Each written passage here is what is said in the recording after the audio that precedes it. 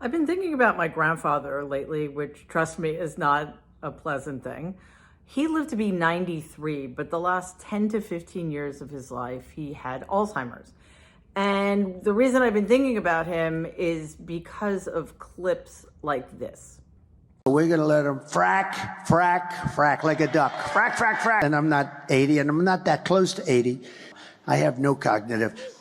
She may have a cognitive problem, but I've done cognitive tests. I've done them twice, and I aced both of them. And the doctor, in one case, said, I've never seen anybody ace them. So big. It's so like amorphous. It's all over the place. If you make donuts, it's a stove. And I'm telling you, I made it. I said it at the beginning. I'll say it again. We have more liquid. Think of it. We have more gasoline and gas, and we have oil converted easily into gasoline. Also oil for your house, for your air conditioning, for your heating. So Donald says the word frack 3 times, and then he says frack, frack, frack like a duck. Because of the oral similarities of frack and quack, I guess he leapt to the association with duck. But last I checked, ducks don't frack. And if they do, I wish they would stop because it's actually quite bad for the environment. Then he tries to make the case for his cognitive superiority, but he cannot quite articulate it. He says, I've got no cognitive, and then claims that it's Kamala Harris who has the cognitive problems. He keeps going back to this touchstone, which is his quote unquote acing of the Montreal Cognitive Assessment, which he took a few years ago. The thing about those kinds of screening tests, and they're to screen for early signs of dementia, is that you should ace them. Everybody should be able to ace the Montreal Cognitive Assessment. And if you don't, it's because you have potentially early signs of dementia. So he should probably stop bragging about the cognitive test, because to do so is, in my view, to fail it. Finally, he goes off on an odd rant about energy, which is some big amorphous thing. And at the end there, he clearly wants to say liquid gold, which I guess is like a throwback to the Clampetts and the Beverly Hillbillies. But anyway, he cannot either remember or pronounce the word gold. So all of these things, combined with a few other behaviors he's exhibited at rallies or during interviews, have reminded me again of my grandfather's struggle with Alzheimer's. Now, Fred Trump was a terrible person. He was a sociopath. He emotionally and psychologically abused his children and his wife. He was somebody who was incapable of love. Which is a really terrifying prospect when you think about it.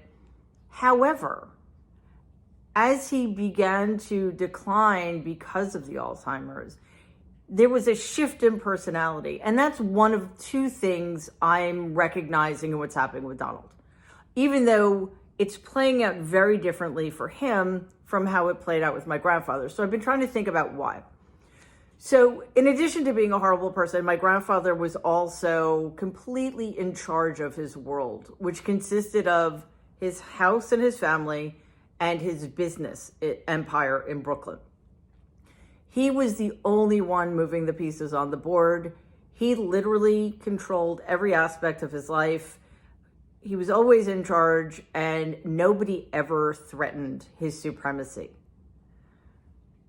Again, as he got older, he actually became like docile. And as he forgot people in the family, he actually started treating them better. My grandfather was never kinder to me than when he forgot who I was. He actually used to refer to me as the nice lady. So, that was an extra added benefit of his having completely forgotten who I was. He seems very confused at times. He is prone to bursts of anger. He is disinhibited. He has very little to no impulse control.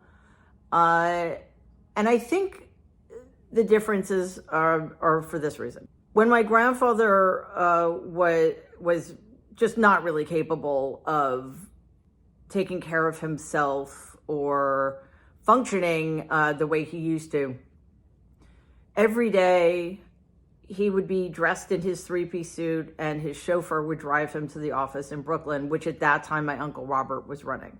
And they'd put him in his office, sit him behind his desk, and put a pile of papers on the desk, which he would sign. Now, obviously, he was doing no work at all. The papers were meaningless, but in his own mind, he probably thought he was still running the world. And because my family continued to keep my grandfather in this very confined, controlled environment, his temper and his interactions with people were also contained and confined. So the sense of control, I think, helped keep him calm. Donald, on the other hand, is in a very different situation. I think there are times in which he's probably feels like he's in control of nothing. Yes, his rallies are full of supporters, and if he's on stage just doing what he usually does, it's probably fine. But then sometimes people faint. Sometimes the mics go out. Things don't go as planned. Or if you're sitting in an interview with somebody and you don't have control over the questions, that can lead to all sorts of problems that expose your cognitive issues. The other thing I'm noticing that's a commonality between my grandfather and Donald is changes in appearance.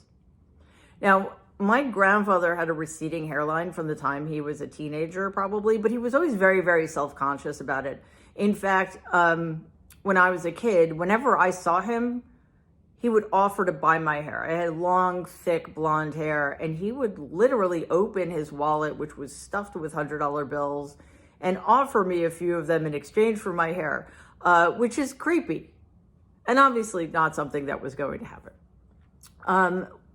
When he was in decline, and yeah, again, he was in his late 70s or early 80s by this point, he bought a toupee, a very bad toupee, and it just horrified his wife and children. And sometimes he would use an at-home dye and dye his mustache and toupee, and sometimes he would leave the dye in too long. One day, we were all waiting downstairs in the breakfast room to go to the country club to celebrate Mother's Day or something, and he comes downstairs, and his toupee and his mustache were practically magenta. And we ended up not going because they were so upset. They were so angry with him. They just did not know how to deal with a man who was suffering from a disease over which he had no control. So my grandfather just looked really hurt and confused, and he had no idea what was going on. But this kept happening, and sometimes he would dye the mustache and not the toupee, or vice versa. Donald, on the other hand, has always been a little bit over the top with his makeup and his hair. And I don't care. Like that's his choice. But increasingly, his makeup is applied badly. He misses spots. It just looks bizarre. And he's having a harder time getting his hair right. As if he can't really see objectively what he looks like. The difference, of course, is that nobody in front of his face is mocking him or getting angry at him. The other thing that I see happening that happened with my grandfather is this increased disinhibition. So sometimes when I was at my grandparents' house visiting my grandmother, my grandfather would be chauffeured back from the office in Brooklyn wearing his three-piece suit, and he'd go upstairs and he'd come back downstairs wearing his boxer shorts and wife beater t-shirt, but still have on his dress socks and dress shoes. Now, I never saw my grandfather out of a suit except once, and it was, when I was in my 20s, and it's the only time Donald took him to play golf, and my grandfather was very uncomfortably wearing golf clothes. Other than that, whether it was a Saturday or a Sunday when we were hanging out at the house playing soccer, he didn't play soccer, or, we were at their house for pancake breakfast, or whether it was going out for dinner or just having Thanksgiving or Christmas in the house, I never saw him out of a suit. And suddenly he's walking around in his boxers. It was very jarring and the kind of thing he never, ever would have done. Donald's version of that is to be increasingly vulgar in completely inappropriate settings. He's swearing more. He recently said that Kamala Harris was shit. He called President Biden a fat pig. He told this really off-color story about Arnold Palmer's penis size. Again, Donald has always been a vulgar person. He swears a lot. That's not the thing that's different. What's different is he doesn't seem to be able to control himself in settings in which it's wildly inappropriate to be using language like that. So that's why I've been thinking about my grandfather, because again, I'm not a neurologist, I'm not a neuropsychologist, I'm not diagnosing anything here. I'm just noticing these similarities. But I also do think it's worth pointing out, and this has nothing to do with what Donald's experiencing right now. It speaks to who he is as a person. When my grandfather, who essentially made Donald, who handed over almost $500 million to him over the course of his lifetime, elevated him at the expense of all of his other children, destroyed my father so that Donald could take my father's place as the sole heir of the family empire.